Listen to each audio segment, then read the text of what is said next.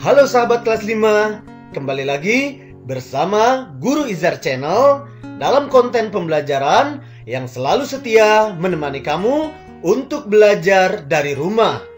Apa kabarnya hari ini? Semoga kamu selalu sehat walafiat dan yang paling terpenting adalah tetap semangat menjaga kesehatan dan tetap semangat belajar dari rumah. Pada kesempatan ini, mari kita kembali belajar di tema 8 tentang lingkungan sahabat kita dan masih di subtema 3 tentang usaha pelestarian lingkungan, dan kita melangkah ke pembelajaran yang ketiga. Sudah siap belajar dari rumah hari ini? Pada pembelajaran di subtema 1, kamu telah mengetahui jenis-jenis usaha ekonomi. Apa pengaruh kegiatan ekonomi bagi masyarakat? Untuk itu, bacalah teks berikut ini agar pengetahuan dan wawasan kamu semakin bertambah. Pengaruh kegiatan ekonomi terhadap kesejahteraan masyarakat. Dalam kehidupan sehari-hari, kita tidak lepas dari kegiatan ekonomi. Apa sajakah kegiatan ekonomi yang dilakukan sehari-hari? Kegiatan ekonomi meliputi kegiatan produksi, distribusi, dan konsumsi. Ketiga kegiatan ekonomi ini saling berkaitan satu sama lain. Satu kegiatan ekonomi terhambat akan mengganggu kegiatan ekonomi lainnya. Yang pertama ada produksi. Apakah produksi? Amatilah kegiatan ekonomi seorang petani.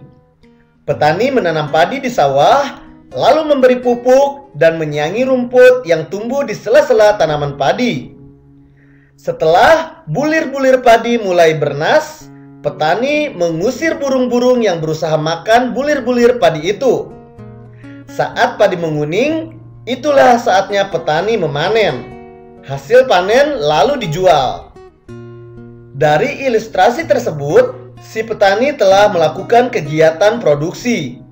Jadi, produksi adalah kegiatan yang dikerjakan untuk menambah nilai guna suatu benda atau menciptakan benda baru sehingga lebih bermanfaat dalam memenuhi kebutuhan. Orang yang melakukan kegiatan produksi disebut produsen. Berikan contoh kegiatan produksi yang terdapat di sekitar tempat tinggalmu. Kegiatan produksi berpengaruh terhadap kesejahteraan pemilik sumber daya ekonomi dan produsen. Sumber daya ekonomi adalah barang atau jasa yang dapat memberikan manfaat atau keuntungan. Sumber daya ekonomi dapat berasal dari sumber daya alam atau sumber daya manusia. Sumber daya ekonomi dapat diolah menjadi modal dasar pembangunan. Bagi pemilik sumber daya ekonomi, adanya proses produksi memungkinkannya memperoleh balas jasa. Balas jasa ini berupa sewa, bunga modal, atau gaji. Dengan balas jasa ini, pemilik sumber daya ekonomi dapat memenuhi kebutuhan hidup. Bagi produsen, adanya proses produksi menyebabkan produsen memperoleh keuntungan. Selanjutnya, keuntungan tersebut digunakan untuk menjaga kelangsungan usaha dan memenuhi kebutuhan hidup. Ini dilakukan dalam upaya mencapai kemakmuran hidup. Yang kedua, ada distribusi. Setiap hari kamu makan dan mengenakan pakaian. Bahan makanan tersebut dihasilkan di suatu tempat tertentu.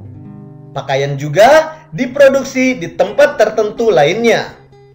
Untuk mendatangkan bahan makanan dan pakaian diperlukan kegiatan penyaluran.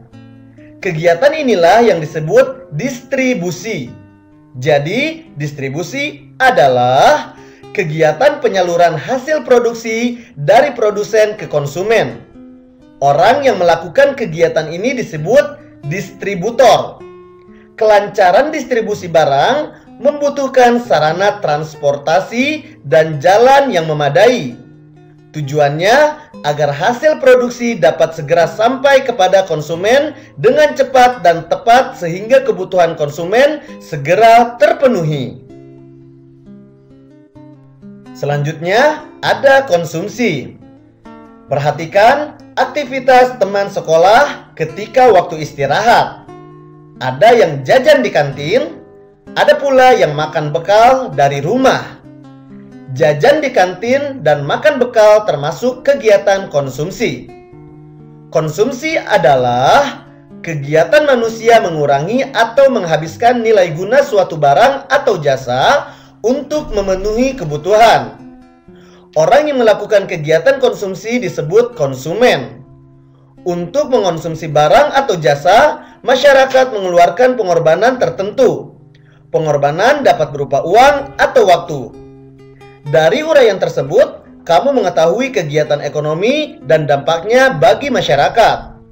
Kegiatan ekonomi dapat berdampak positif terhadap peningkatan kesejahteraan masyarakat. Nah, sekarang bersama anggota keluargamu, amatilah berbagai kegiatan produksi dan distribusi di lingkungan sekitarmu. Identifikasilah orang-orang yang diuntungkan dari setiap usaha tersebut. Tuliskan hasil pengamatan kalian dalam tabel berikut ini. Contoh kegiatan pabrik kerupuk. Jenisnya adalah produksi.